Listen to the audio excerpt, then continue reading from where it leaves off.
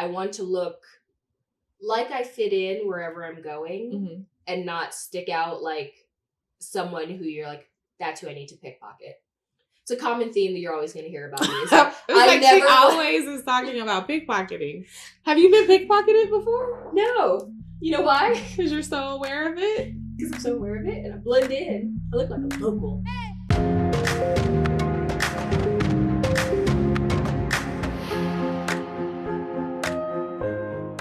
Welcome to Flirting with Travel Podcast. I am Misty. I'm Lexi.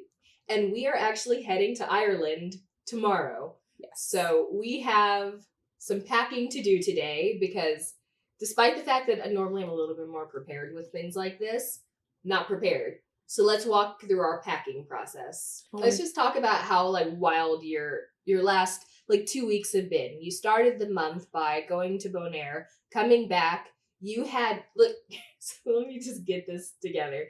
You got back in the morning, right? You got to Atlanta in the morning. So no, I got to Atlanta at midnight. Oh, okay. The flight delayed, finally got to Atlanta midnight. I was able to try to sleep, but then coming back was a whole nother story. Yeah. My bags got stuck in Miami. I had to be there to pick them up off the 6 o'clock in the morning flight. So you got in at midnight, were able to get 4 hours of sleep, then had to wake up, go back to the airport, yes, get your bags. Yes. Then you had to come home. What was the process like of scrambling in Atlanta so that you could get to Vegas for this? But also we're leaving from here to Ireland, so you're having to prep that. What was that process like? So that was what I was saying. So I had to downsize my bag, wash all my clothes, because I'm gone out of my house for a month. So I washed all the clothes again, ran several errands for my business, and then when I got back, pack. And you always think that you have enough time. I got home at 12:30. I'm exhausted because the travel experience was exhausting the day before. And now I'm just okay, I need to get out of this big bag, and I'm going into a slightly smaller checked bag because I'm bringing back liquor. I brought back liquor from Bonaire for my mom, and I needed to check the bag. And I'm just I mistook also. I'm living between two houses. I thought my Manaus, was it a Manaus? Yeah. My Manaus carry-on backpack, because when we go to Ireland, we're going to do 3 locations, so we're going to backpack it. I thought it was here. So I was oh, okay, let me just make sure I can kind of condense everything in this bag, and hopefully it fits in the backpack when I get here. So I throw all this stuff in. I'm running out of time. I get to the airport, and then I come here, but now my ankles are the size of you see my ankles. They're the size of elephants right now. I get to Vegas, realize that the backpack I thought was here is actually not here. Okay. So this is where Timbuktu comes through for the win, because that was my first travel backpack that I took with me to I think I counted as 22 countries. Wow. So yeah. I'm taking the season travel backpack. This backpack has got more trips than you guys probably. I mean, it doesn't look a day over one trip, though. It's fantastic. And then I'll be taking my Peak Design travel backpack. Right. So we're properly backpacking it. Yeah. So here's the funny thing. I've obviously gone to a lot of countries with only a backpack, but I've never considered myself a backpacker because the only time I backpacked, I did it with a suitcase. I know. 2 large checked suitcases at that. Yeah. So I'm excited to actually be going where we're doing a proper backpacking trip of moving from here to there. Yeah, and then every time we talk to Diambe, she's just saying Ireland in mid-September is not cold. She's you don't really need a jacket. Yeah, she keeps on telling us a long sleeve t-shirt's going to be fine. And I'm not trusting it. I don't trust it because if I'm showing up in a long sleeve t-shirt, I'm going to end up freezing. That's when the cold front comes in and you hear, well, it wasn't like this, as she pulls on her jacket. I'm going to be so upset if that's the truth, because I brought lightweight jackets, because in a backpack, now I've been consistently downsizing. It's moving from a 5-bedroom house to a 1.5 bed apartment, trying to get all your stuff in. So I'm going to put everything in this backpack, but I'm looking at it, right? And I'm okay, you brought it, and we talked about using packing cubes. Now, I generally don't use packing cubes for a suitcase. I roll my clothes and I pack it all in. I do everything in a carry-on. I feel packing cubes take up way too much space in a rollerboard. Oh, no. So, sorry, I had to think through this. Okay, it depends on the rollerboard you're using. So I've been using your Monos bag. Let me tell you. Mono says they are the apple of luggage. I'm not super like psyched on them. So Missy bought this expensive bag and used it once and then hasn't used it again. And then I borrowed it for one trip. And now I'm on several months trips that I've taken this bag and used it. And I get your concern with using a packing cube because you know I'm dedicated to my packing cubes. Right. I always use them, but you cannot make it work in those. So one thing about the Monos bag, and this happens with a lot of the new hard side suitcases, is that they do the internal structure. So the handle that pops up in the old school like fabric bags, the handle, like the actual casing was on the outside of the bag, which means, and it sounds so like, oh, you're really getting into the weeds here. But the reason why that's important is because if the handles are on the outside of the bag, it means that inside it's a smooth, flat surface. Whereas when you open that bag, it's got rounded corners, which cuts off a little bit of your spacing. Then it has the internal structure, which cuts your bag into now you have thirds instead of a smooth area. So you can't put a packing cube You can't, like, I don't understand how you've been living with the Monos bag because I couldn't fit a week's worth of clothes in that carry-on with shoes, makeup, like shoes, toiletry, makeup, clothing. It just, I did to me, 2 months in a carry-on. See, this is how everybody packs differently. I carry my hard side rollerboard is a Samsonite and it's very rectangular and it works really well. So now I have carried my Manal bag. We did it. I did Cuba with it. When I was in overseas, I used to do rotations, battlefield, they call it battlefield circulation, where I would go and visit different sites. So it was on me because I was flying military aircraft, helicopters, that kind of thing. So it made it through those trips. Once you get used to packing in a certain bag, you have a really good idea of what fits where. So you're already prepared. Yes. Right now, I'm going to pack in her Timbuktu, but it's structurally different than any bag I've used. So now I'm really concerned with, am I going to be able to fit all of my clothes in there? Because it's 28 liters. Yeah. Which so the challenging thing is that there's no bag that you pack in and you immediately get a feel for it. I do think it takes about 3 trips. Because the first trip I took with the Mono suitcase is that I thought, oh no, I'm going to make packing cubes work in here. And honestly, it just didn't work. Even on like the way back home, I took all my stuff out of the packing cubes, rolled it up and put it in between the thirds. So you have to be like flexible with yourself on that. When I switched from my Timbuktu to my Peak Design backpack, I had even struggled with the structure because the Timbuktu backpack is only 28 liters. The Peak Design is 35 liters. And for whatever reason, because I was trying to pack this new bag in the same way I packed my old bag, it was coming out where I felt like I could have carried more stuff in that other one. So I've become a little bit better with the structure of things. But I guess let's get down to like, what are you taking for a week in Ireland? Like, how are you thinking that you're going to fit everything that you brought with you in a rollerboard suitcase into a backpack? I'm going to wear the bulkiest items. You always do that. So I'm going to wear my Docs. I'm actually kind of nervous to put Doc Martens on a plane because my feet swell. So I'm not sure about that. But I feel that like I need to be very mindful because I've had an issue when I was in Belgium where I left brand new items I purchased on the train station ground. Like I set the bag down waiting for the train to come and then it came, all these people came and my mind blanked and I left like $400 worth of clothing on the fucking platform. Pissed. I'm at the Amsterdam airport because we took the train from Belgium to Amsterdam to Schiphol airport and I'm like... Is that how you pronounce it? Schiphol? Yeah. Oh. I've been saying it differently. It's one of those things, again, you read unless you hear someone actually say it.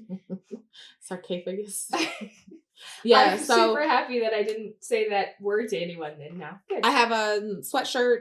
I'm doing a tracksuit, which like the Adidas jacket tracksuit. Hopefully these are warm.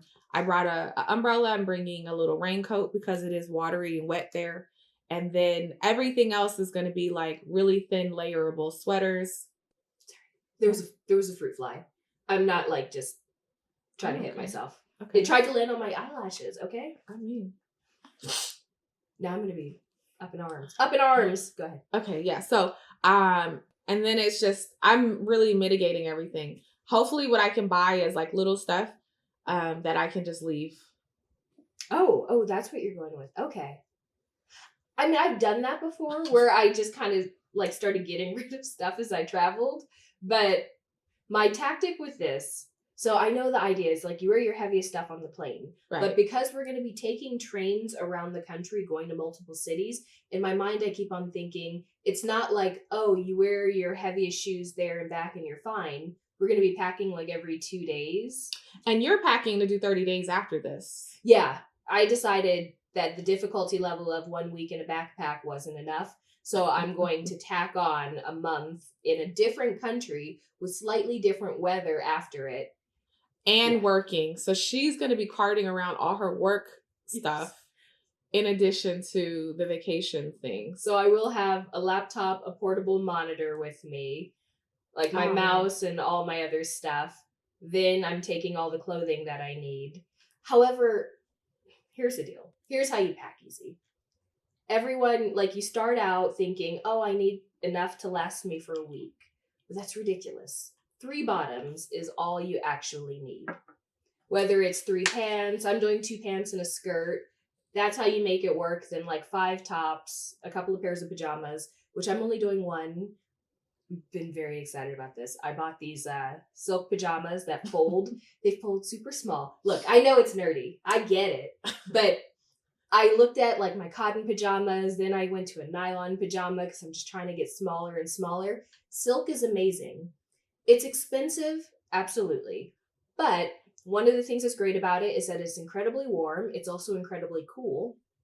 Like, if you wore silk underneath clothing in the winter, it's going to keep you warm. But if you wear silk by itself, it's also incredibly breathable. It's very easy to hand wash if you get like a washable silk. And because it's so thin, it dries really quickly. So I'm just bringing 1 pair of silk pajamas and we're good. I'm set. And it folds to about this big.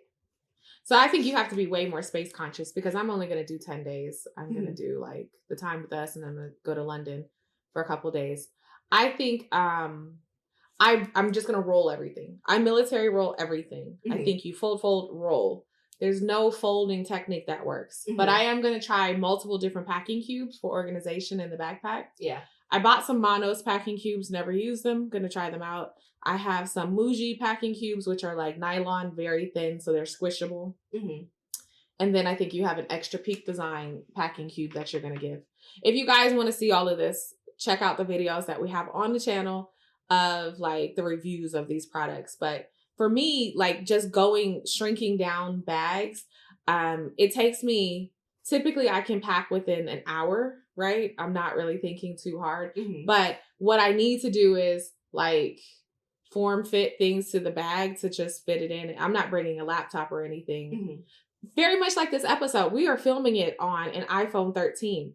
The quality that Apple is giving now is phenomenal. So you don't actually even need, like, I don't bring a laptop. I don't use iPads anymore. I don't need them. Everything on my phone is completely okay. Yeah. I mean, technology-wise, I used to travel with 2 laptops and found that it was kind of dumb. Like, you get to a certain point where you have to justify how much you're using something for when you're carrying it.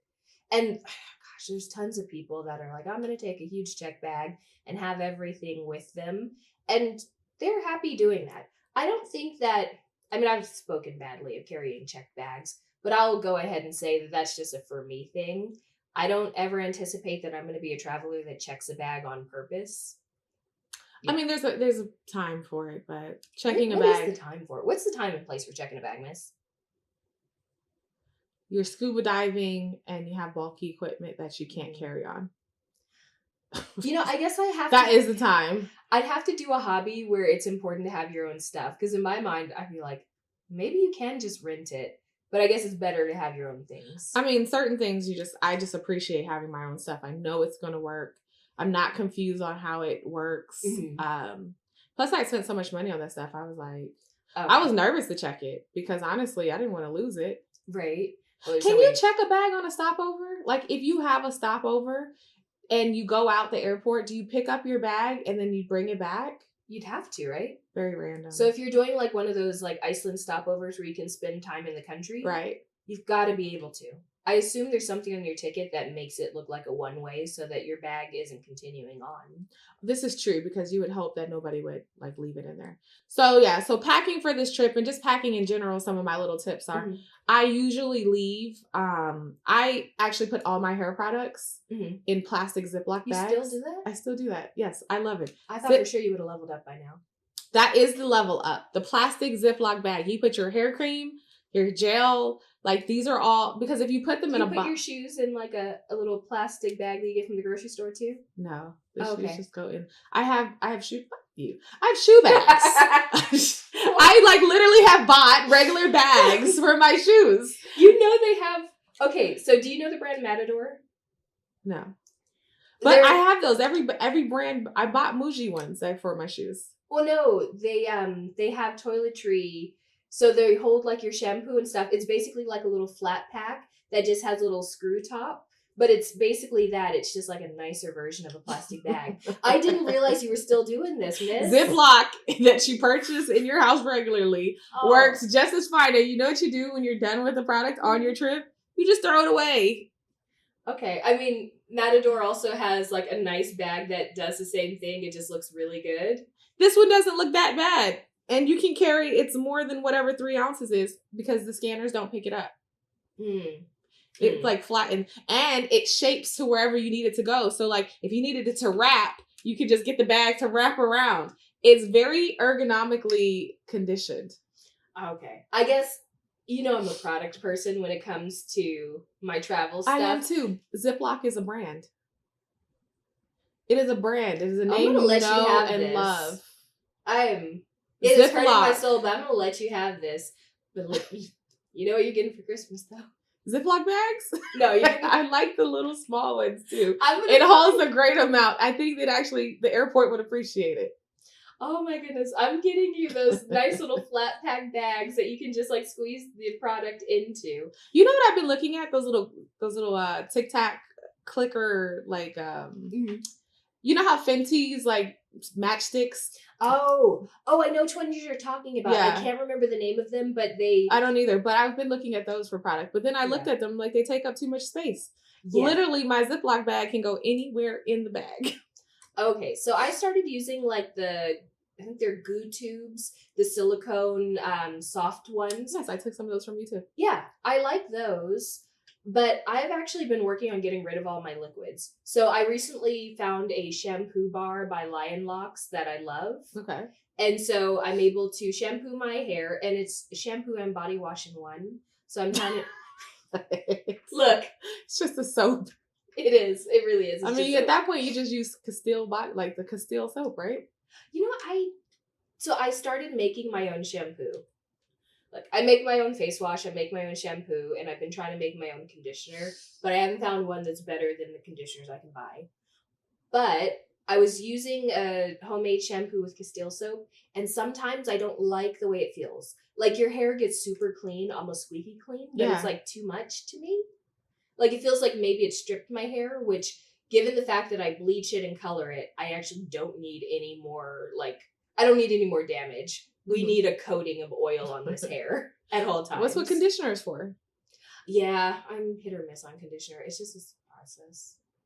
You don't condition your hair? I'm hit or miss on it. I oil my hair only because you hear such crazy things about locks. I feel like I'm still relatively new into the journey. And so you'll hear some people say that the only thing that they put in their locks is oil because they don't want buildup. And so some conditioners can cause buildup. The other thing is most conditioners are made for detangling, which is amazing for your hair. You put your conditioner on so you can get a comb through it. But if I detangle, we're undoing all of the work that I've been putting into it to get it to mat into a lock. That makes sense. So I go back and forth where I'll stop using conditioner and then I'm like, oh, I don't like the look of it. So then I start using conditioner all the time. It must be too often. And then you get like the little hairs that are coming out of your lock that suddenly look very smooth. And I'm like, oh, that single strand looks super healthy, but it also looks like it decided to just revolt against what we're doing. Look, you don't have the Negro naps. Everybody wants to be an individual. Look, you know how our hair is. I got 5 different hair textures.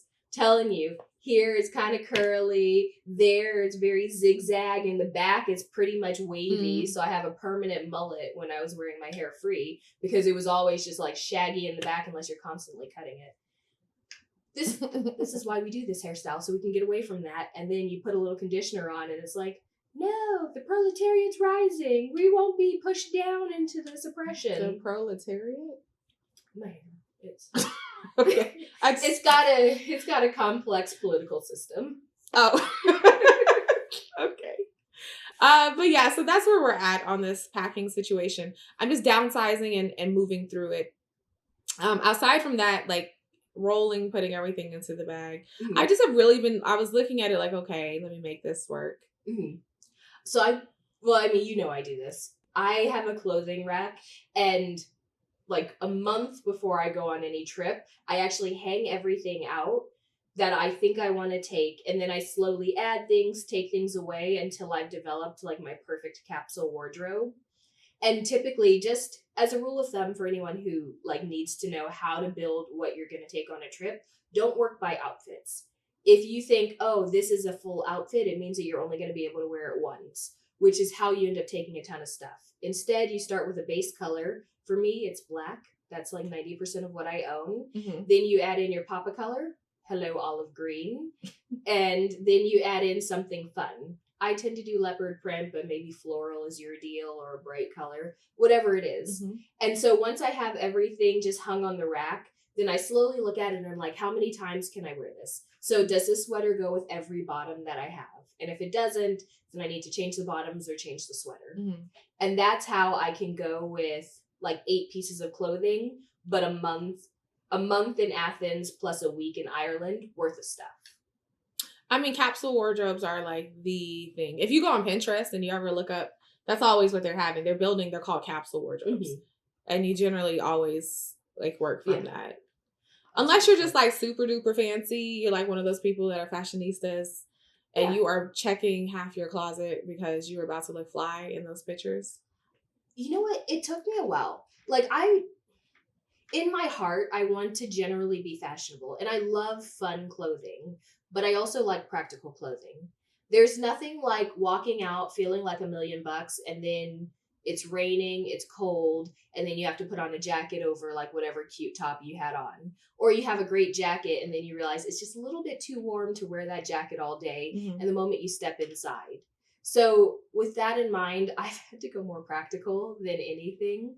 Like, I want to be fashionable. I want to look fabulous at all times. But in reality, I want to be warm. I want to be dry. I want to be comfortable. And I want to look like I fit in wherever I'm going and not stick out like someone who you're like, that's who I need to pickpocket. It's a common theme that you're always going to hear about me. It's like, she always is talking about pickpocketing. Have you been pickpocketed before? No. You know why? Because you're so aware of it? Because I'm so aware of it and I blend in. I look like a local. You think you look like a local? No, I know I don't. Oh, okay. I know I don't. I mean, look, it's more about just the feel of not looking so outlandish. And I say this knowing darn well that half my hair is pink and the other half is orange. I mean, she thinks she's like inconspicuous and she's blending in. I remember we went to London and she had orange hair. What was she blending in with? She's black with a short afro with orange hair. I mean, I felt like I was flying under the radar. My hair was a little over the radar, but whenever we wanted to look for her, we were just like, orange, there she goes. That's what I looked. I didn't look for anything else. I looked for the color orange and I scanned the crowd. When we lost her on the train, we just went back looking for orange hair. That was all. That was the marker. Orange, there she is. Found her. It was like finding Waldo, but it was whoever could do it first. That's so hurtful. I mean, look, I want my clothing to blend in. My hair never does. However, oh my gosh. So let's talk about hair. So with it being these colors, I was using a brand that it was bleeding profusely. So I got some like a satin fabric and I asked Mom to make us pillowcases or to make me pillowcases so that I could bring my own pillowcase with me. Because when I was in Colombia, I dyed my hair once. I fell asleep when my hair was still kind of damp, and I got up, and there's just like streaks of pink along the pillows. I've been destroying, like, I had read. I have been destroying pillowcases in hotels. Like the Airbnb, I felt so bad. I took the pillowcase. I was like, I won't leave this here. I took the pillowcase and the towel. But you only wrecked the pillowcase, not the pillow? They had this really amazing pillow protector over it, but like it was just red. It looked like I was murdering something, and it seeped in. Okay. I didn't feel like they needed to see that, and I didn't feel like they should charge me, so I just took it. Wouldn't they still charge you? I don't know if they caught it. They didn't charge us, so they never realized that the pillowcase and the towel was gone. Because then I just throw everything in the middle. I throw everything, like, they'll never know. They'll never know. Well, so when I went to Temecula a few years ago, I was dyeing my hair this orange. I've apparently had orange hair for quite a while. But I was dyeing my hair this orange, but it was yellow based. And so right before we left, I had like washed it that morning and I put it up in a ponytail. When we got there, I took my hair out of the ponytail and I like threw the ponytail holder on the bed, and I didn't think about it. When I lifted it up, there was this just neon yellow ring on the bed that looked like I had been like dealing with, I don't know, like chemical poisoning, and then I somehow peed in a gentle ring on the bed. And I thought, oh no. So then I tried to wash it out and I couldn't get it out. And then I put my scarf on the bed and it did the same thing. I must have worn my scarf with some oil. I was like, look, there's just neon yellow all over it. It looks like I've just been, I don't know, like peeing intermittently to some different spots of the bed. Whoever comes in to clean this is going to think this is disgusting. See, you should have just took the sheet with you. The entire sheet of the You shouldn't have left the sheet. That was... So eventually what I've decided to do for traveling, because when I went to Bogota, I had these different pillowcases made, but they weren't a breathable satin. And I was just sweating. She was like, I haven't had a good night's sleep in like 3 days because her head is so hot. So warm. So finally, I bought these 2 waterproof pillow protectors and then 2 satin pillowcases to go over it that I travel with. And then I have a t-shirt that I use to dry my hair. So I have like a whole setup to offset the colored hair. And every time I'm packing all this stuff, I think, maybe you should just dye it a regular color that you don't... Look, there's dedication to this. There's love. I mean, I don't know. Listen, the red was all over the place. It was destroying everything. It was destroying shirts. You couldn't lean back on anything. Mm-hmm. It was like Soul Glow times like 58. Like it just was destroying all my pillows. Mm-hmm. I'm happy it's washed out. I was going to recolor it. And then I thought, like, that's just so much responsibility. Well, do you remember in Barcelona how you had the purple all over the walls of the shower and the towels? It was all over the bed.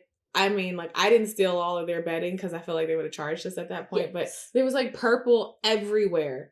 I washed my hair and it just got everywhere. I love that that's something you don't think about when you decide to dye your hair a fun color, is that there's a possibility that it's going to bleed. And so I think I finally found a brand. And it's oddly not an expensive brand. I've been using, I think it's called Kiss Temptations color, and it doesn't seem to be bleeding. But my pillows at home are already so wrecked by all the dye. Because, over like the last 2 years, I've gone through orange and purple, then green and blue. So like my pillowcases, they're fucked. There's no way of being able to tell if this new dye is working. Because I wash my pillows all the time to try and get some of it out, and it's just not happening. They are just... How do the professionals lock color in? Can you tell me how you lock your color in? Where is, what's his name? Brad Mondo? Yes. Yeah. You know what? I haven't used Brad Mondo dye. Maybe it'll work. I don't know. I mean, because... I need something that doesn't just like bleed out of my hair every night. Because that's now... Like I'm carrying a backpack, and I'm having to carry 4 different... She's gonna get down to silk pajamas and 1 pair of socks, but 5 pillowcases, a t-shirt. All her stuff is her work and her hair products. That's all it is. You need a Ziploc bag? I'm not using a Ziploc bag. We're past that. So what are your travel hacks? What do you absolutely have to bring with you? And do you think that you could do a month in a carry-on? leave us a comment below and let us know. And then don't forget to like, comment, and subscribe. Bye. That's all for this week. Link up with us on Instagram at Flirting with Travel, or check out flirtingwithtravel.com for itineraries and more travel hacks. Taking off. Love you.